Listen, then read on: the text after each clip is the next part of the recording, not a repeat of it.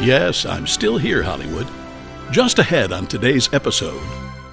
You learn some valuable lessons when you're not on must-see TV anymore. Be nice. Nobody's forced to work in this industry. And it's not only a good thing tactically to be nice to the PA or to the intern or to the first, second, third, fourth AD, because the way this industry works, in 3 years or 5 years, you'll be begging that person for work. I thought this is the way it's always going to be. I still feel that I have creative levels to reach that I have not yet reached. Part of that is because I haven't allowed myself or believed in myself enough. I have some regrets about how I regarded myself in it. I don't think I took myself as seriously as I should have or could have. One of the biggest phrases ever dreamed up in the TV marketing world was must-see TV. In the 90s, NBC and must-see TV became destination television for the entire country on Thursday nights. There was Seinfeld, Friends, Frasier, ER, and another show that was perfectly cast about a tiny airline in Nantucket run by two witty and engaging brothers. That show was Wings. This is Still Here Hollywood. I'm Steve Kmetko. Join me with today's guest and one of the stars of Wings, Steven Weber. Hello, Steven. Well, hello, Steven. Yes, PH. Oh, fancy pants. No, you know what? Here I am, 70 years old. Oh, wow. And for as long as I can remember, everybody pronounces it Stefan. Who? Who do you hang out with? The lady at American Airlines yesterday. That's Stefan Kmetko? No, that's a comment on education in America. Maybe. I always thought Stefan was spelled with an F. Same. So. Well, good talking to you. Good talking to you, too. Thank you. This was great. So, what are you up to these days? What am I up to? Fill me in. Days? Okay. Well, professionally, I've been blessed to be working on a show called Chicago Med, which is part of the Dick Wolf universe.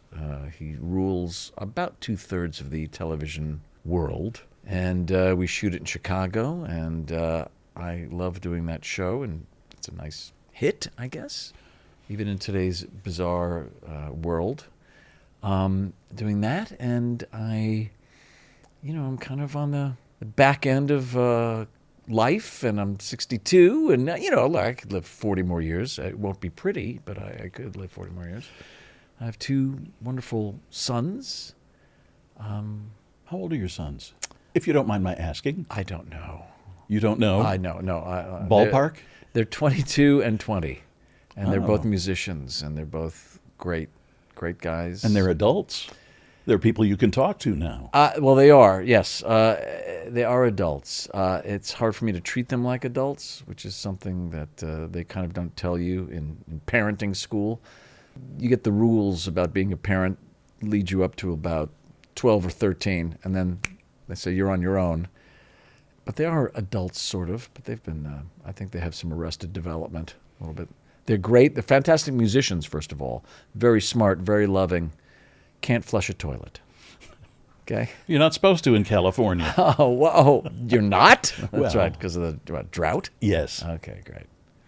Life is interesting. I feel like I'm wiser and I'm warier, but,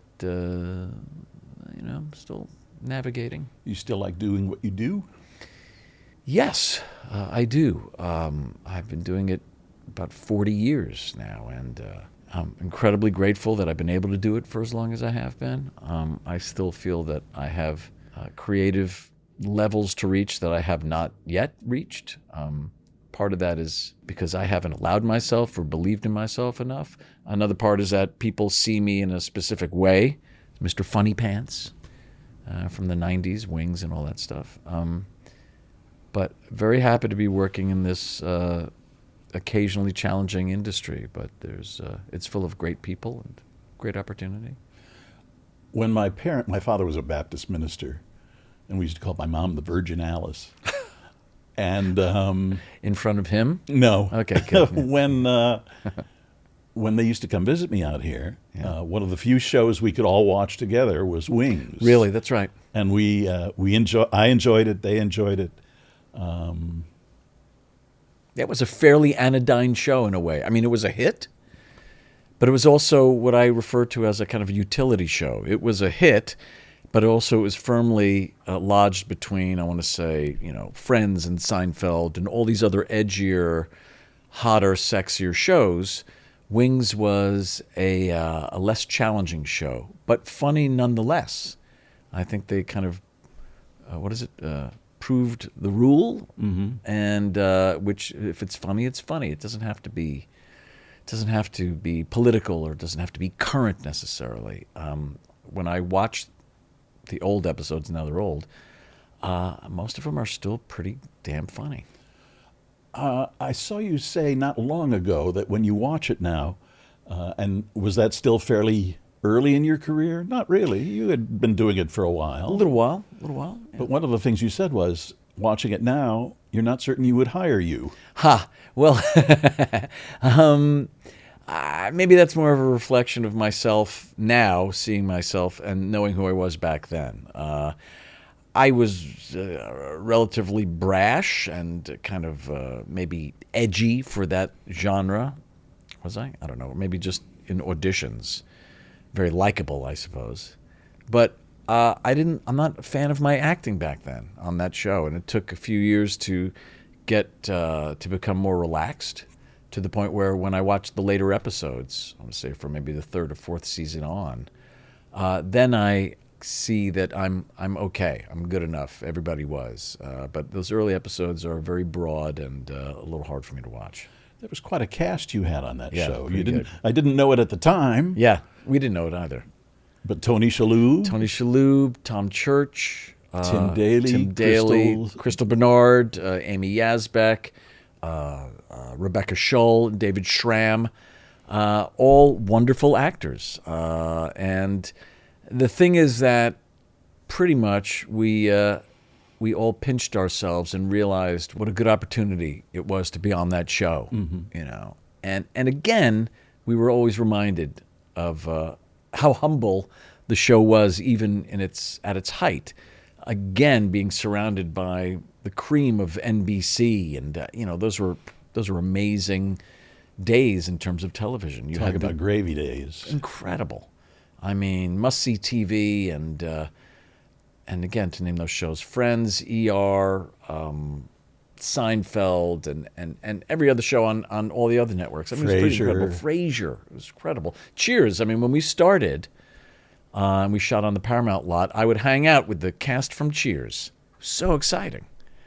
So it was really, really wonderful. Mm-hmm.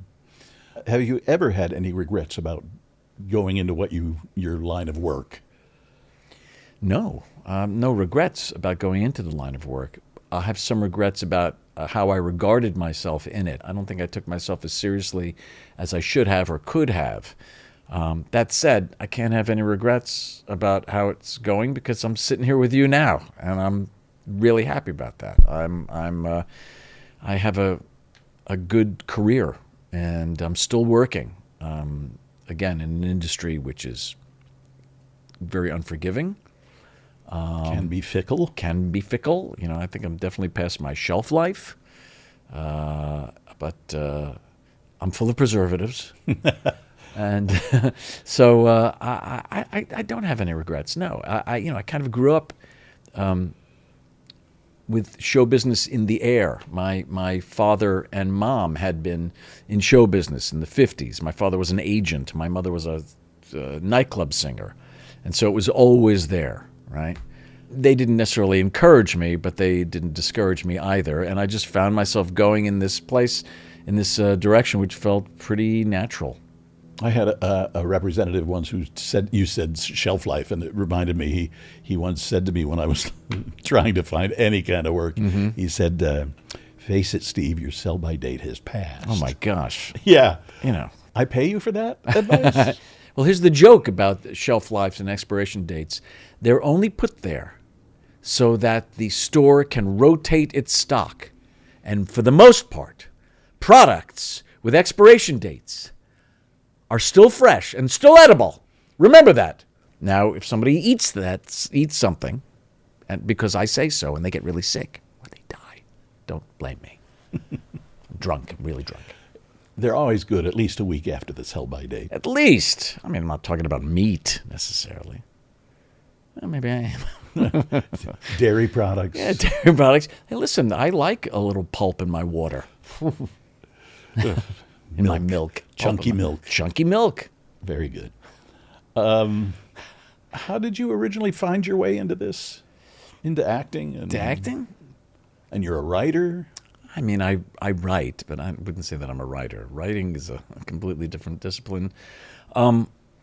I found my way in as a kid, as a young hammy kid trying to impress adults, probably because of my parents' life in show business. I was trying to get their affection, so I knew a lot of their references, and so I read a lot of film books and TV books, and I was able to comport myself to their contemporaries by talking about early TV that I could not have watched, but they were, and doing the requisite kind of corny impressions. So I was performing at an early age for affirmation, and then began to do school plays at a young age, and then my parents were able to get me auditions for commercials, and so I did a few commercials which actually ran in the 60s, in the era of the 60-second commercial.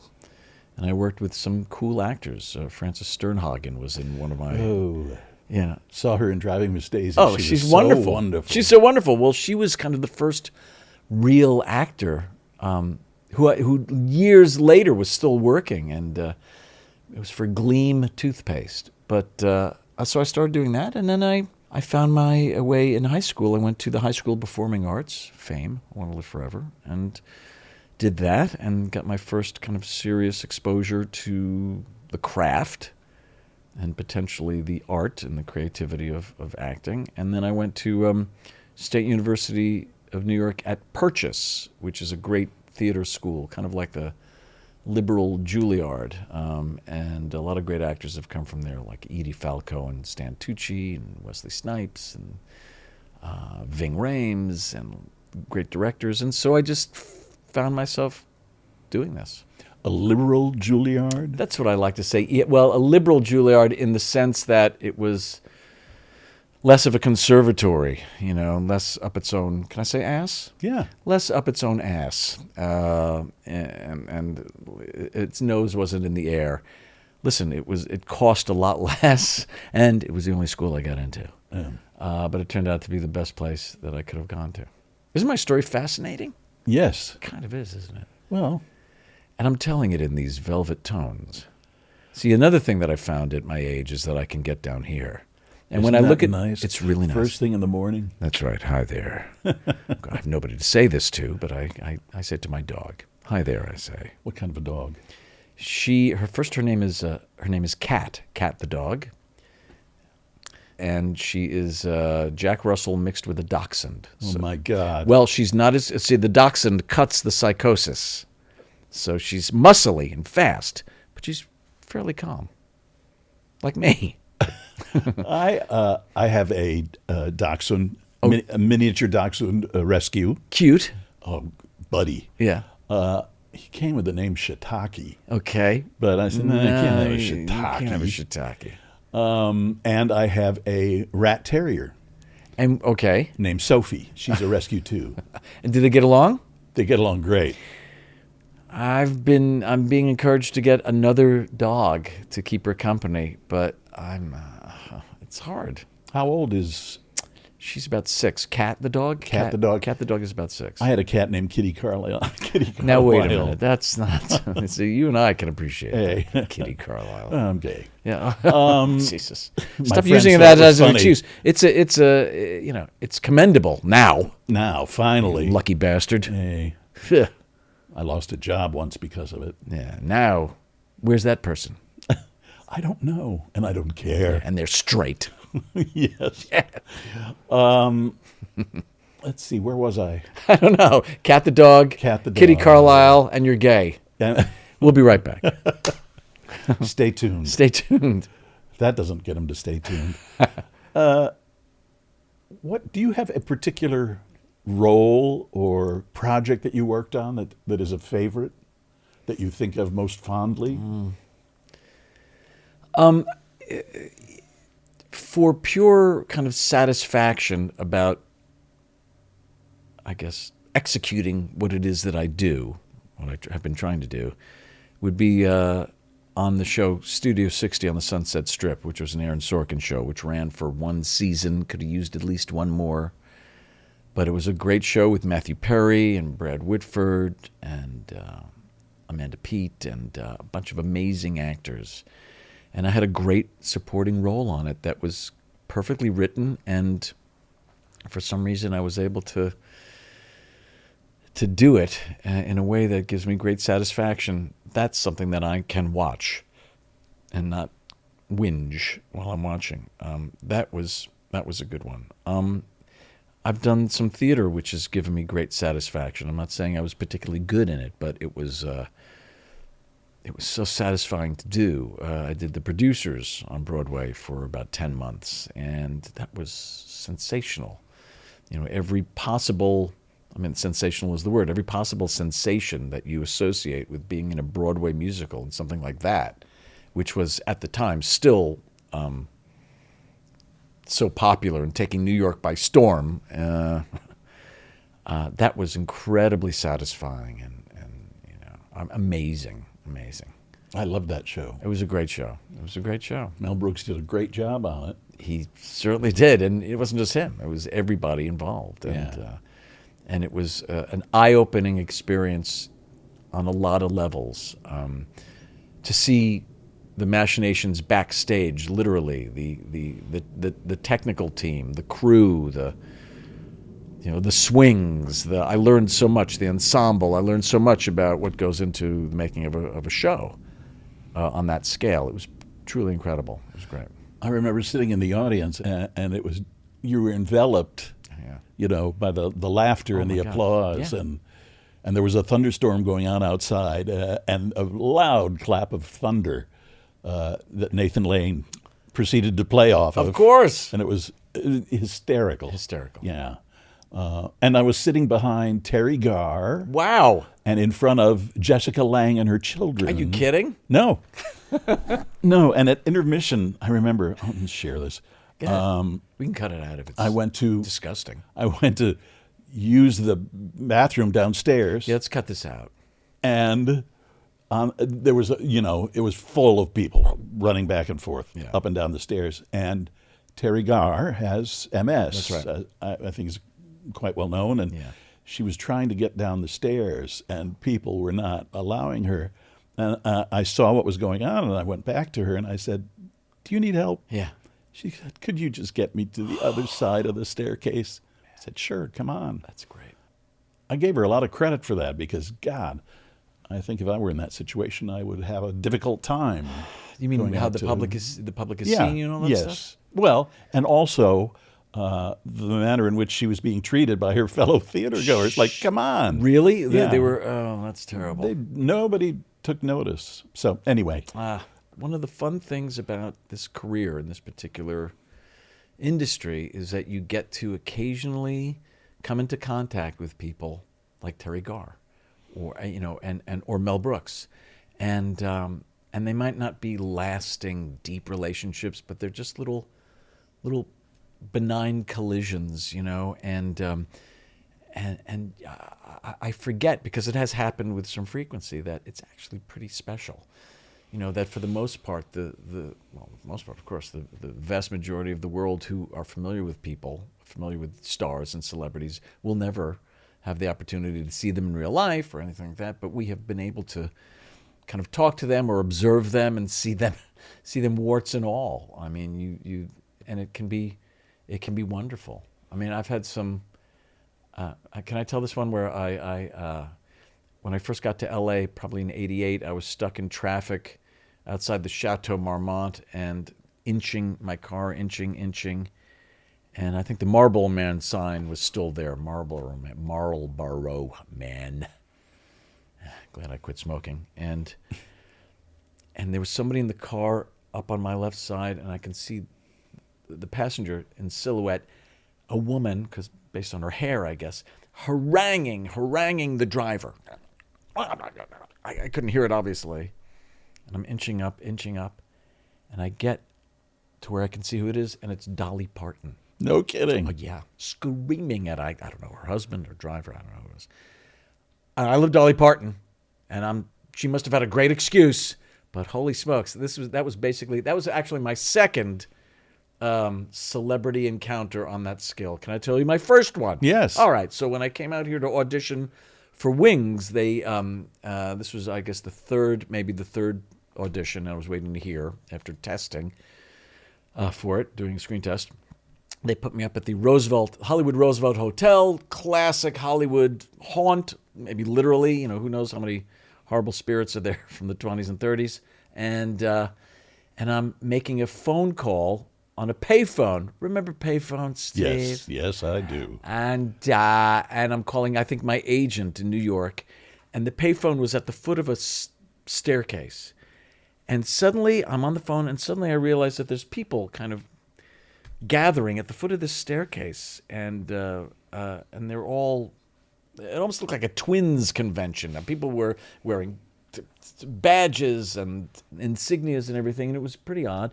And they were looking up on top of to the top of the staircase, and I'm on the phone with my agent. I look up, and it's Engelbert Humperdinck descending the stairs to meet his fans. And I was like, 1 second, I was like witnessing something out of the Bible. That was it. Isn't that a great story, Steve? It is. Full of great stuff. I enjoy these encounters, these Yes. chance encounters you have. I had one up on Sunset Boulevard. No, Franklin. There's a little restaurant called La Poubelle. La Poubelle, next to Birds. Next to Birds. And I was sitting there having a bite to eat once. Yeah.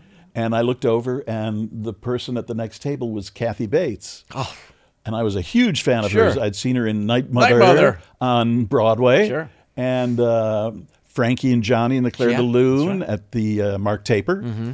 And I had run into her some other places too. She was one of those people that I kept running into, and I love her to bits. Nice, and nice. And nice. Yeah. And such a good actress. Actor. Actor, We don't yeah. say actress anymore. no, we don't. We don't. Come on. Get modern. Yeah, I'm trying. Get up to speed. I'm trying. I'm going to cancel you. All right, I'm uncanceling you. All right. And then one other time, I was invited to a screening of Sweetheart's Dance. What is that? That was a movie with Don Johnson, Oh, my gosh. and it was a charity screening in Westwood. And at the time, he was dating Barbara Streisand. Holy smokes. And I had my sister was visiting me at that time, and I said, do you want to go? I can go to these things anytime. They say Barbara Streisand might be there. Right. Dip. She was, Becky was a huge Streisand fan. Sure. And I remember she sat through the movie, and Streisand was in the row right behind us, and she kept going through the whole movie. Yeah. And they had a little reception in the parking lot right next to the Westwood Memorial Cemetery. Perfect. And Which is an amazing cemetery. it is. You want to see stars? Oh, man. And they will not run from you. No.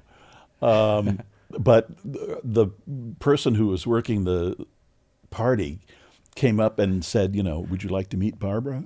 What? And I said to my sister, Becky, please. Cool. Yeah, Okay. sure. Hello. Nice to meet you. No. I enjoyed the movie. Oh, Miss Streisand, I'm such a big fan. Blah, blah, blah, blah, Yeah. blah. And it was kind of cute. And has since passed away, my sister, not Streisand. And I'm really glad I had that moment to give her. Was she at least pleasant to Becky? Oh, she was extremely pleasant. That's nice. And she kept pointing out, wasn't he, talking about Don Johnson, wasn't he nice. good? It was That's like, nice. it was a very nice experience. Now, I want to ask you one thing, though. Yes. Becky Kmetko? Yes, she was, Becky Kmetko. Rebecca Kmetko? My father was a minister. My mother, With a I sense told of you, humor, the with a Virgin sense of humor, Alice. the Virgin Alice. And Rebecca Kmetko. Yep. That's All hard. their 5 children were all named after people in the Bible. Okay. Stephen got stoned. Boy, did he get stoned. Yeah, okay. And Enos. Judith. Enos. Oh, Judith. Okay. Thomas. Hezekiah.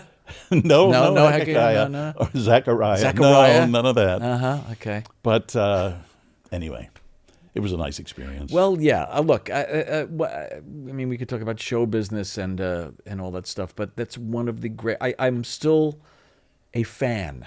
Okay, I've been doing this for 40 years and met a bunch of people, but I still fan out, and I wish I didn't, because then it prevents me from having a decent conversation with somebody who might be a peer, might be a pal, a peer pal. I was once at a party, and there was a guy who I was talking to, and we were talking films, and his name was Steve, another Steve. This town is lousy with Steves, and I guess I was my charming, witty self, and he was funny, and we were giving and taking. And then finally, I guess I said to my wife, I said, well, "Who is that?" She said, "Steven Soderbergh." And I shut down and became a kind of dissembling, distracted idiot. And that was the end. Still waiting for him to call me back. He married my former co-host, Jules Asner. Holy smokes. And so I had the occasion of encountering him a number of times. Are they still married? I believe so. Oh, okay. All right. Don't get Well, mad about I don't want to start a rumor if they aren't. Why not? And he's just a really nice guy. A nice guy.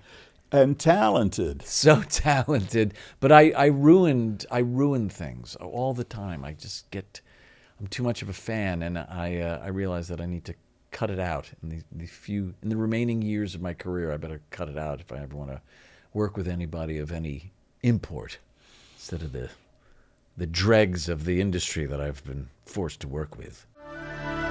We'll be back for more in a moment. I'm older and have fewer roles coming my way. We'll be right back. I was cast in a lot of those roles doing that same thing. The jerk. Affable, womanizing dickhead.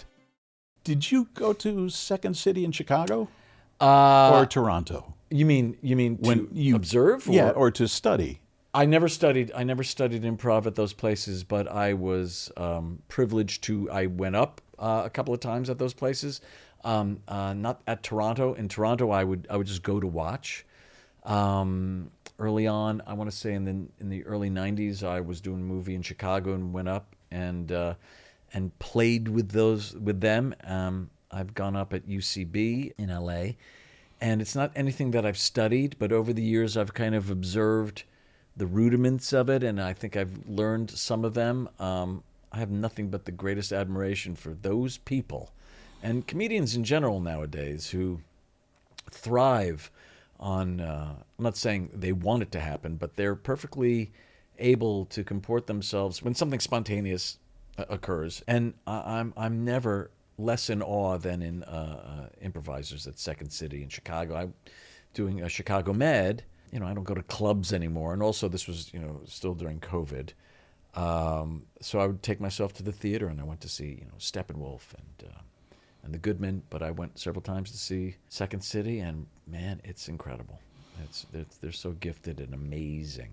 And Chicago's a great city for that. It's great, man. Chicago is fantastic. I love Goodman and Steppenwolf. It's amazing. And so many people came out of Steppenwolf. So many people. Yeah. And the current crop of actors and creators there are stupendous. I mean, it's just great.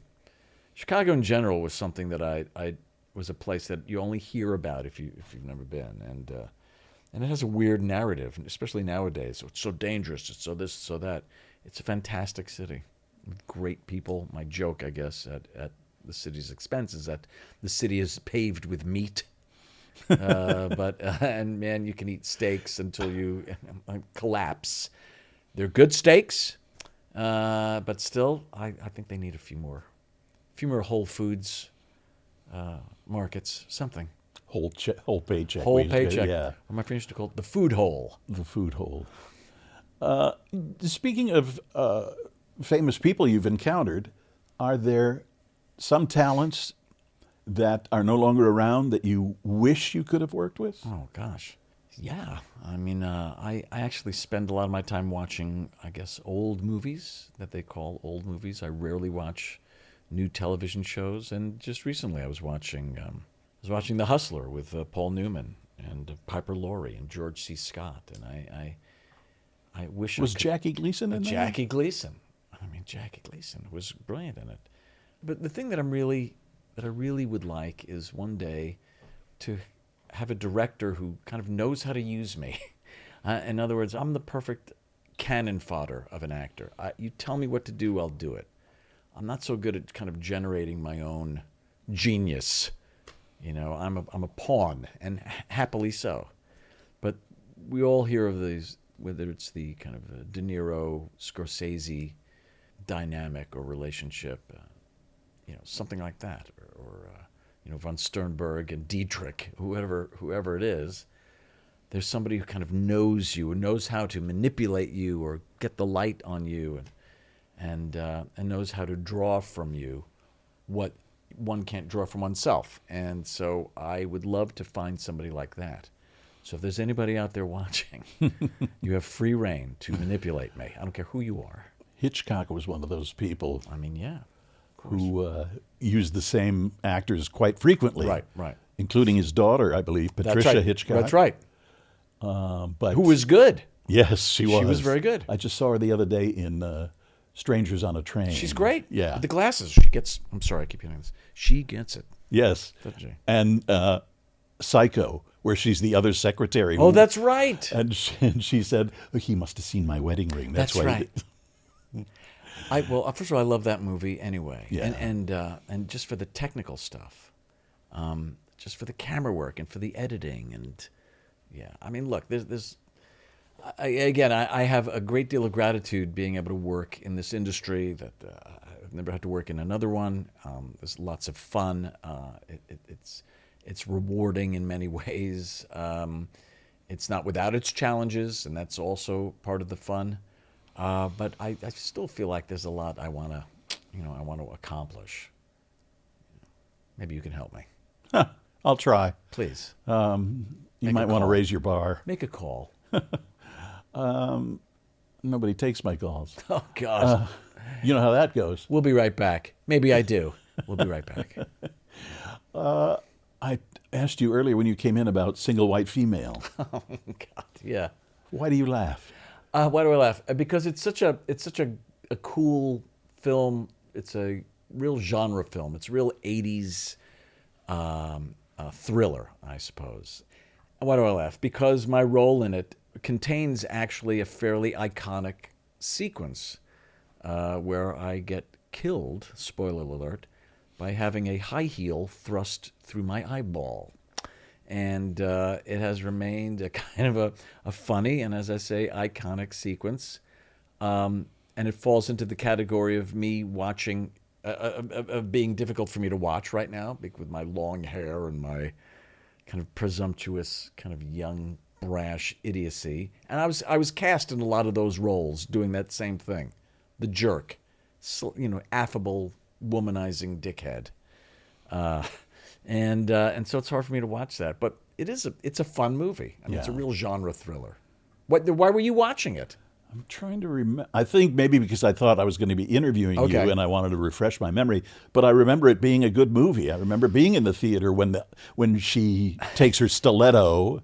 Yeah. And it was like, oh. Yeah, that's right. You didn't see that very often. No. Now that's tame. Now you can show that to children. Single White Female. That was fun. Jennifer Jason Leigh. Jason Leigh was, yeah. Bridget Fonda, yourself. That's right. Yeah, it was really good. Yeah. It was really fun. It was good. It was fun and it was good. Yep. And violent. And sexy and weird and, it was beautifully shot. It was a film. I mean, that's why it's so much fun. It was really great. If you had the chance to relive some film or television show you've done before, what would it be? It would probably be the Shining miniseries that I did for ABC. There was 3 nights of miniseries of The Shining, Stephen King's Shining. He was famously unhappy with Kubrick's version of it, while being able to acknowledge that it was a great, classic, fantastically made film. It wasn't his Shining. It was Stanley Kubrick's Shining. And so he and the great director Mick Garris decided to do something that was faithful to his book, his story. And the only place that they could do that would allow them to do it, ironically enough, was TV, which would give them the time to do it. And King was at his height. I don't know if he's ever left the height. I don't think so. But he certainly was, height of popularity back then. And I think it was 1995. And I was fortunate enough to get cast as Jack Torrance, famously played by Jack Nicholson in the Kubrick film.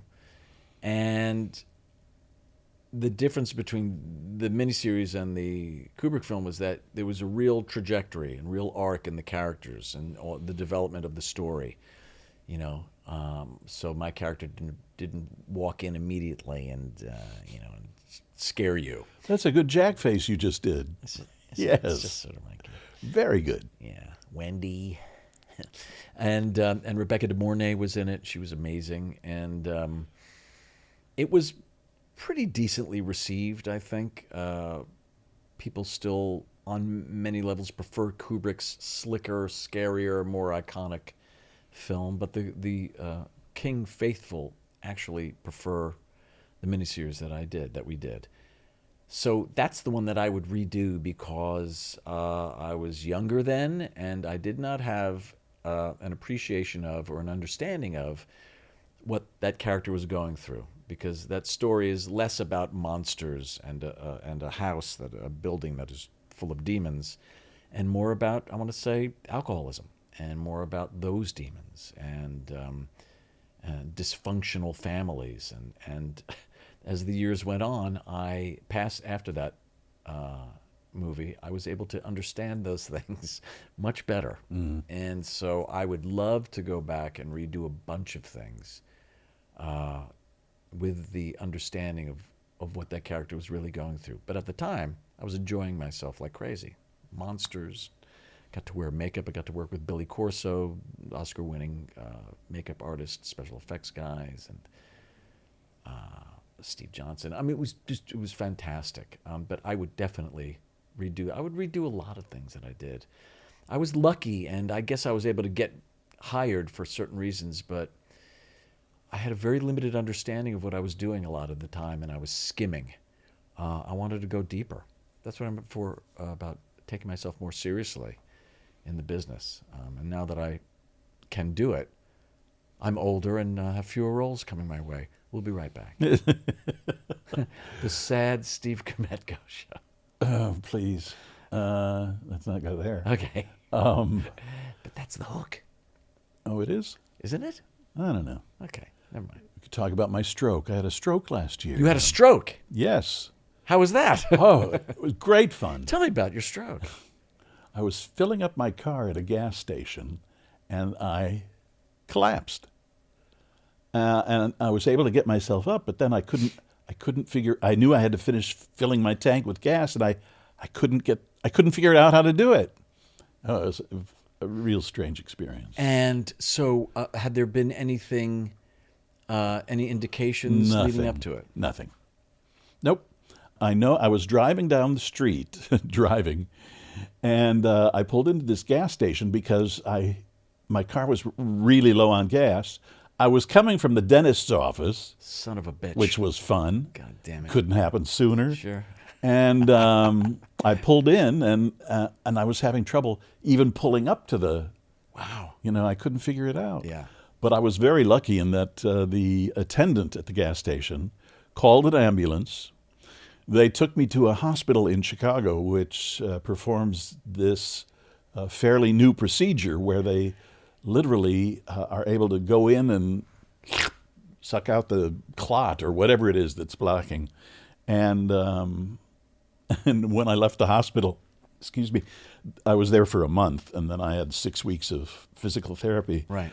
The doctor said to me, "You didn't happen to buy a lottery ticket that day, did you?" And I said, "No, why?" "Because you were really lucky." I said, "Oh." What do you mean? You won? No, I would have died. Oh, I see. I see. That's where my mind goes. Yeah. No, I wish I had. I got a stroke and I won $1 million. Wow. Oh, my gosh. That would have been nice. That's incredible. It's been kind of a slow recovery. I still have some balance issues. Right. And, if I suddenly lose my train of thought, you'll know what it is. Okay. But it was interesting. Well, I have to say that this is what we're encountering at this age, and what everybody encounters in one way or the other, but doesn't really talk about. I hope you don't mind that we're talking about it. I mean, I think it's interesting, Well, it's kind of like going to an AA meeting. Right. If you don't talk about it, yeah, nobody else can get anything from it. And it's a reminder that we're all going to the same place. Yes, we are. And all too often people behave as though they have forgotten that or they don't believe it. But, life has its way with you regardless. Look, I'm sorry you went through that or are going through that, but God damn it, you're here. I kind of thought, turning 70 was going to be easy because I Right. was doing so well. Right. And then all of a sudden, God has a way. Well, but he doesn't give us more than we can handle. Oh, they please. Say. I like that. I don't You? say God. I say the universe doesn't give us. I believe that. Oh, please. Listen, some people can't handle it. I suppose. Yeah. Oh, come on now. Come on, Steve. You Kmetko, you. Well, I tell you, my family treats me much better. Well, yeah. Just a year later. Yeah, good. My nieces were all use here. it. My nieces were all here just a couple of weeks ago. Yeah. And they're all younger than me, not that much anymore.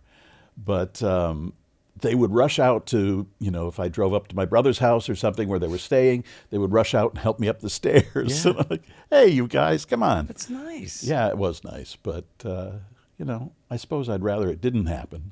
But look, I won't go into it, but in the last 10, 12 years, I've had some shit happen.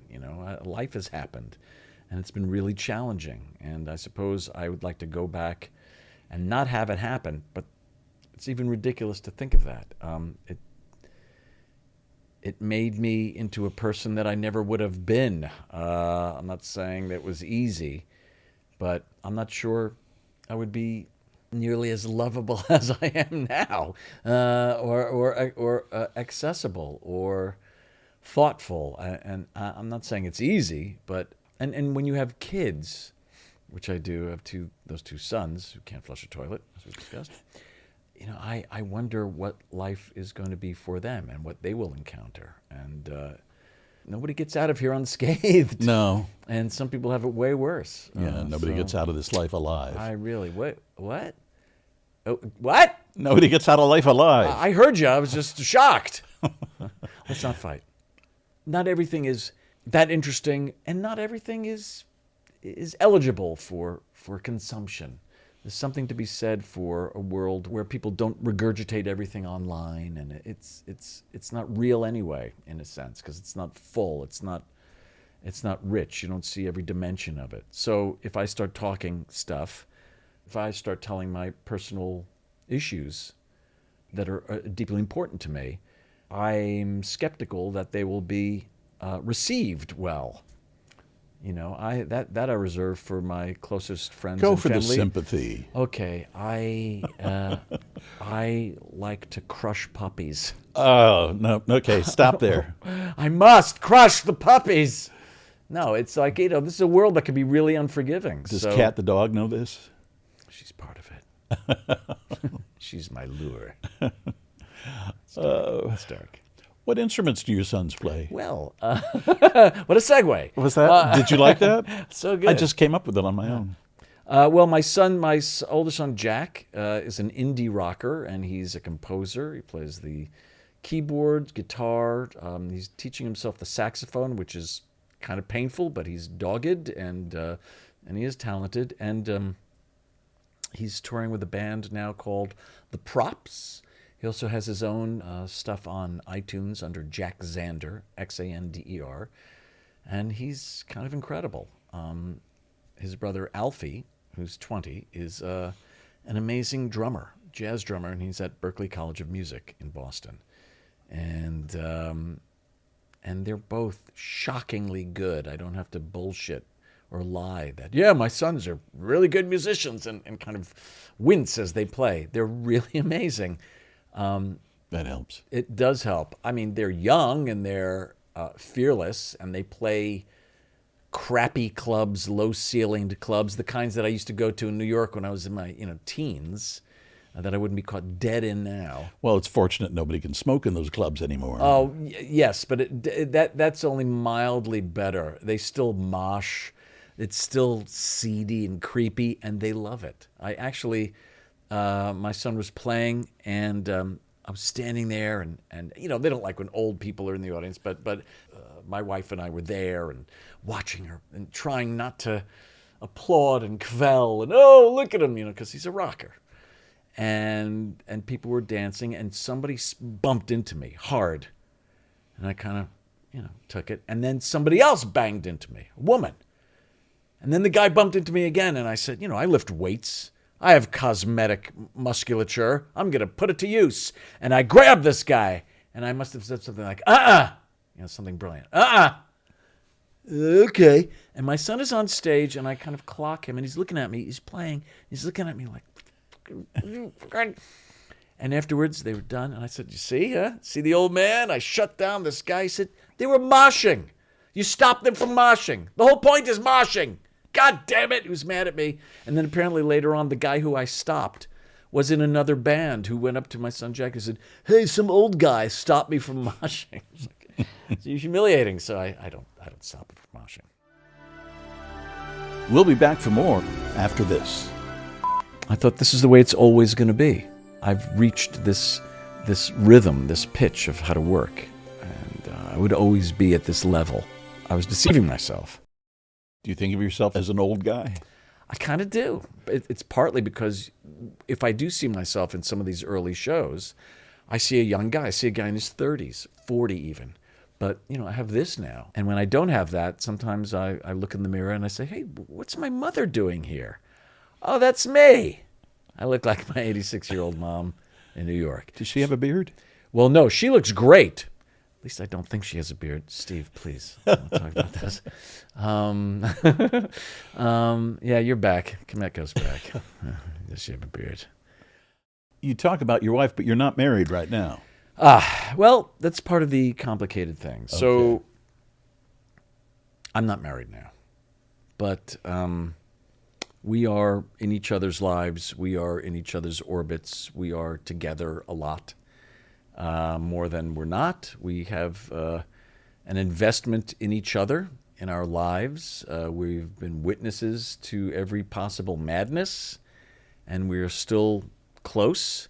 We have sons. We have a lot of things that we share, and we decided after a while, why not accept where we are and move forward as this unit. Now, and be friends. Well, yeah, we have always been friends, and more than friends. And I'm not making it sound like Dr. Zhivago, but I have to be realistic here, and I have to be respectful, and not be dripping with saccharine, lovey-dovey stuff. Again, trying to, I think that's kind of a reflection of where I am after many years of being kind of callow and thoughtless and superficial in many areas, still having fun, still hopefully being likable and empathetic. But this is something different. So, yeah, I'm spoken for, and I guess it's hard. It's hard to be personal in a world that kind of cleans its claws on vulnerability. So I have to watch myself here in a way. Would you get married again? I mean, it's something that I've come to believe. Marriage, that it's misunderstood when most people do it, and yet it's inculcated into our society. It's something that you're supposed to do. I don't need to get married. I don't need to have a piece of paper. I need to understand what it's like to be with somebody and to honor them and to have an honest relationship. And these are things that in many ways have eluded me over the years, but which I'm now able to face, I think more honestly, however imperfectly. Would I get married? I mean, it's just it's too easy. Marriage and parenthood are things that people do all the time. The culture celebrates it, but I don't think they really understand what the hell it means to do that stuff. You shouldn't get married before you're 45, and you shouldn't have kids before you're 50. And those are kind of biological impossibilities in a way, but the wisdom, it turns out, that one needs to embark on either of those commitments is, I think, beyond a lot of people who haven't lived that much life. I mean, like that's a grotesque generalization, but that's why I'm here. You're doing a good job. Aren't I? Generally speaking. Fake it till you make it. That's right. That's real. Tell me about, you've worked with some really big people like Mel Brooks, for example. Who gave you the best piece of advice? a piece of advice that you might pass on to someone else? Right. Well, first of all, I would never, even though I may have gotten some acting advice, I myself would never give acting advice to somebody because I'm still trying to figure it out myself. But the one thing that was told me, I don't know if it was by Mel, because Mel at one point while I was doing the producers really told me to kind of tone it down, which was shocking to me. Because it's such a broad piece, right? Such a broad show. But even I was just too big for Mel Brooks. So to tone it down, and it was hard for me to do. I think I did pretty much. But I can't remember who told me this, but they said, be nice. Nobody's forced to work in this industry. It's not only a good thing tactically to be nice to the PA or to the intern or to the first, second, third, fourth AD, because the way this industry works, in 3 years or 5 years, you'll be begging that person for work. But also, one thing I've learned later on is you get what you give. What you put out comes back to you.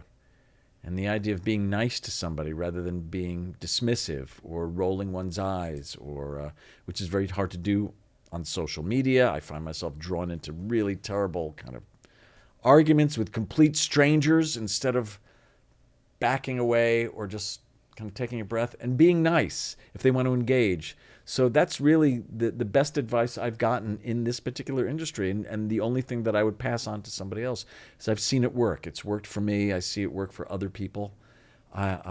It's admirable if somebody like Barbara Streisand is being nice to your sister, to Rebecca Kmetko. If Babs is being nice to Rebecca, I'm sorry, I'm trying to make a shtick out of that. That's great and carries so much with it. That's really the only thing that I think I'm capable of credibly passing on to somebody. That and chlamydia. Good night, everybody. Was it actually canceled? I can't remember that. I think Wings, I think it was mutually agreed upon by the producers and the studio that would be about it. I mean, we'd gone almost 8 seasons. And while I think it wasn't doing as well as it had, although ironically, probably in its lowest rating would probably beat a hit show today, a streamer, numbers-wise. I just know that it was coming to an end, and everybody kind of had tacitly agreed that this is what was going to happen. And it was interesting because when it ended, I guess we all thought, okay, now what? Because 8 years is a long time. Oh, yeah. It's a long time for a TV show. At the time, it was one of the longest sitcoms ever to have run. Now it's probably been surpassed by a lot of shows, but at the time it was probably in the top 10 shows in the history of television in terms of its longevity. I think that I assumed that I would work more, and I was proven right, but not necessarily in things that were good after that. I thought I was, king shit in a way, and by that I thought I was, all right, this is, I really established myself on this show, and what's next for me? And in a way I was treated like that. I was treated by my representatives who saw a possibility of going to a next level. And I was, in fact, given the opportunity to do my own show, which I did almost a season of. And this was called originally Cursed. It was on NBC, and it was with me and Chris Elliott, Wendell Pierce. It was a kind of a mess. It was kind of a mess. So what were you thinking the morning after Wings ended? Well, in a way, I was too young to think deeply about the future. I thought this is the way it's always going to be. I've reached this rhythm, this pitch of how to work, and I would always be at this level. I was deceiving myself because I kind of maintained it for a little while, but without the quality of the writing and of a show like Wings, I was adrift a little bit. But still, I was able to find good jobs. I was on a show called Once and Again. I did guest spots in some movies and stuff. But at the same time, I have to say the cast of Wings was fairly, like I said earlier, humble. They're fairly realistic. It's hard not to get infected by the affirmation and the success that you experience. But by the same token, I always told myself that I'm just a regular guy, and I'm gonna try to do some theater and just keep acting. So I wasn't depressed necessarily, but you learn some valuable lessons when you're not on must-see TV anymore. And you learn lessons about gratitude and about taking yourself seriously. And as I was alluding to that earlier, it took me a long time of living some more life in conjunction with being off that hit show, in which I was able to regain some balance. And as a result, I'm still working and finding pleasure in it and finding meaning in it. You mentioned that you had worked with Matthew Perry. Yeah. His passing seems so unfair. Yeah. Is that how you thought about it, or did you have any particular emotions about it? Yeah. Unfair. It's such an interesting thing to ascribe to somebody who has had so much success and wealth and opportunity. But what he did have was a very human quality, which is pain and demons and all those other things, addiction, and which can seep into anybody, no matter how successful or happy they seem. I knew him. I worked with him. I didn't have kind of an intimate friendship with him, and I was able to observe him when we were on Studio 60, and he was incredibly professional. I didn't see any sign of the things that people allude to now, or then, for that matter. He was consummately professional, always prepared, and a great actor. He could do it all, and I confess that I wanted him to be my friend. So I was trying not to fanboy when I worked with him. He was a good guy. And look, I've developed a lot more empathy than I used to have, and especially getting older and seeing contemporaries fall away, or get ill, or kind of leave the planet. And so I think of him, and I think of his difficulties with respect, and sympathy. So. Empathy and sympathy don't seem to go with someone who is as outspoken as you can be, as you talked about the things you've written online, that you can't let some things go, and you have to respond. Yeah. Where did that come from? Well, look, I absolutely think it's inherent in the medium itself. Those algorithms seem to kind of aggregate a person's rage. They give a person the feeling of power because they don't have to confront the person or the issue face to face. They can be keyboard warriors. They can ruminate and then spew it out into the ether without real consequence. Where'd that come from? I mean, I have opinions. I keep up on the news and but also I have my biases, and I fall into the same traps that I think a lot of people do, the kind of confirmation bias. I know what I believe, I know what I like, so I'll be damned if I'm going to listen to somebody spewing horrible stuff into the air. So I prefer my news sources that I guess appeal to me. That said, I like to keep I like to find a variety of news sources, and in this day and age, boy, people have have knee-jerk responses to things.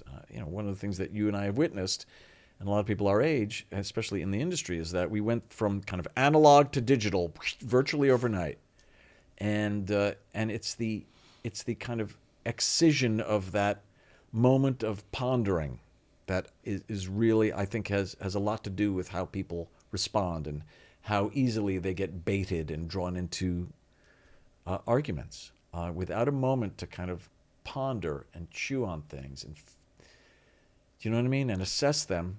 Then we just go in and respond and react.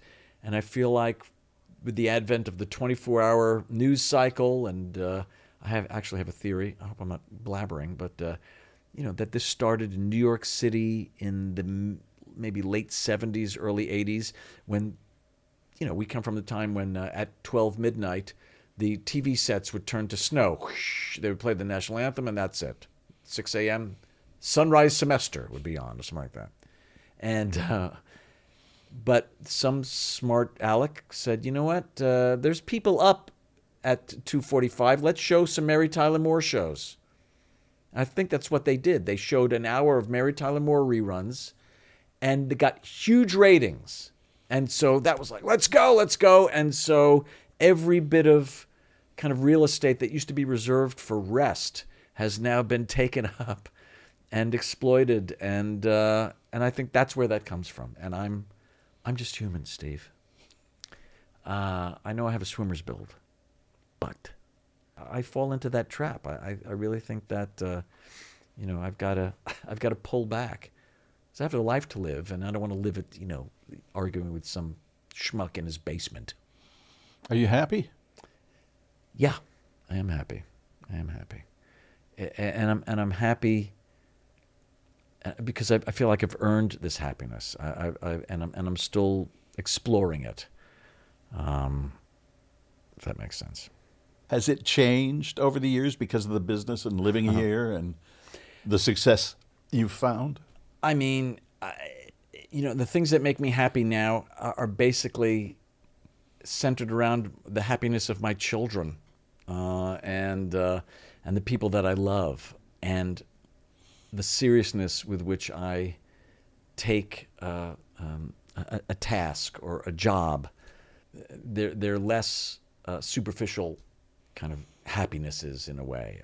I don't find as much happiness or joy in, I don't drink anymore, but of getting tipsy or getting high, or I find happiness in being more present. I've been doing a lot of traveling with my family, and that's been really kind of eye-opening, whereas I used to just do it very superficially and enjoy the trappings of travel. Now I like to go and actually experience what it is that I'm doing and where I am, if that makes sense. I'm just taking things a little more seriously, and that makes me happy. Where's your favorite place to go? I've been to Spain a few times, and that's amazing. I love London. I've been an Anglophile all my life, and actually had the opportunity to work at the Old Vic years back. Let's say London, Spain. I've been to islands. I've been to Africa. I've been to India. I think it's really important to try to get out of your bubble. When I say your bubble, I mean America. And I think the second somebody does that, the second their head will crack open in the best sense. I think Spain, for my money, that was incredible. Have you been? Of course you've been. No, I haven't been to Spain. You haven't? No, I haven't been to Spain. Brother, Barcelona. Oh, my God. Incredible. I always think of that Sondheim song. Where you going? Barcelona. That's right. Oh. Thanks, Stephen. Thank you, Steve. I appreciate it. You're welcome, Stephen. Still Here Hollywood is a production of the Still Here Network. All things technical run by Justin Zangerle. Theme music by Brian Sanishin. And executive producer is Jim Lichtenstein.